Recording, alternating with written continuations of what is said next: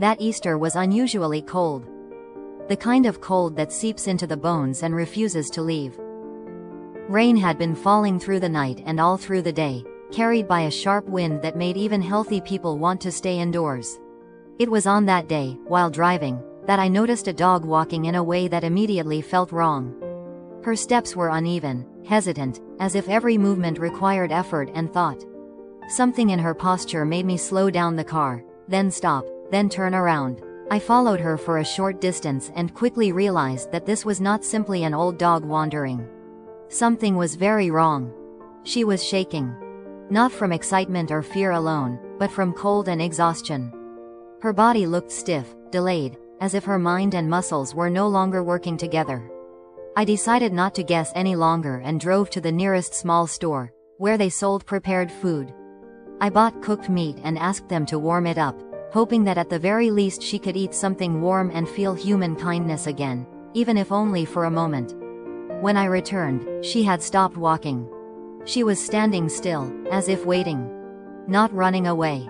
Not approaching. Just waiting. She limped slightly, unsure of the ground beneath her paws. She flinched at sudden movements, clearly frightened, the kind of fear that does not come from aggression but from long experience of being hurt or chased away. I placed the food carefully nearby.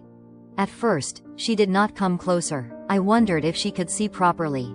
Maybe she was blind. Maybe she had learned that approaching people usually ended badly. My hands were shaking too, not from cold, but from the quiet realization that this dog had been alone for far too long. She was soaked through, rain clinging to her fur, her whole body trembling uncontrollably. I spoke softly, slowly, choosing words more to calm myself than her. Eventually, with great caution, she took a few steps forward. She did not bite. She did not growl. She was simply afraid. Afraid of touch. Afraid of sudden sounds. Afraid of hope. We guided her into the car gently. She resisted at first, not violently, but with confusion, as if she did not understand why anyone would want to take her somewhere warm. Once inside, she curled in on herself, still shaking, still silent. I remember thinking how wrong it felt that such a fragile, elderly dog had spent a freezing night outdoors while the rest of the world celebrated Easter. Later, at home, I removed her collar. It was old, poorly fitted, with makeshift holes punched into it, barely holding together. It told a quiet story of neglect rather than care. Slowly, carefully, I touched her head, her neck. She allowed it. Her jaw felt stiff. Her eyes looked cloudy, pale, unfocused. She did not react to movement the way most dogs do. It became clear that she could barely see, and that her hearing was also fading. At the clinic, our fears were confirmed one by one. She was an elderly dog. Nearly blind. Largely deaf. Her coordination problems were not from injury, but from caution, a dog who no longer trusted her senses and therefore moved carefully through the world.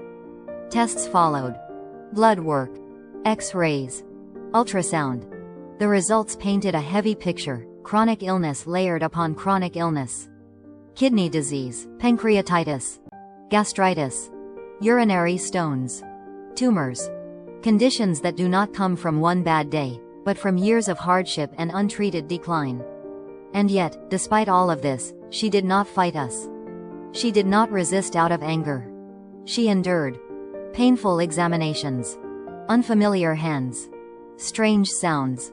She trembled constantly, partly from fear, partly from exhaustion, partly from a nervous system that had been living in survival mode for too long.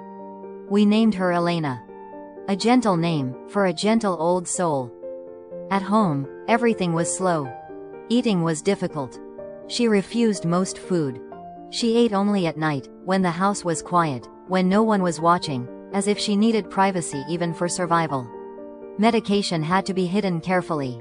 New food had to smell strong enough to reach her fading senses. Every small success, a few bites eaten, a few calm minutes without shaking, felt like a victory. The first walk was not really a walk.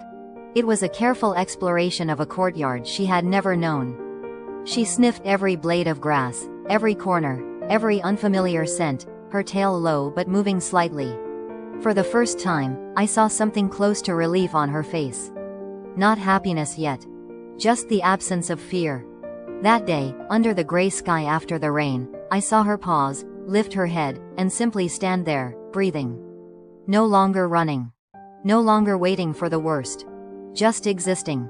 And I realized then that sometimes rescue is not about dramatic recovery or perfect endings. Sometimes it is about giving an old soul warmth, dignity, and peace after a long life of being overlooked.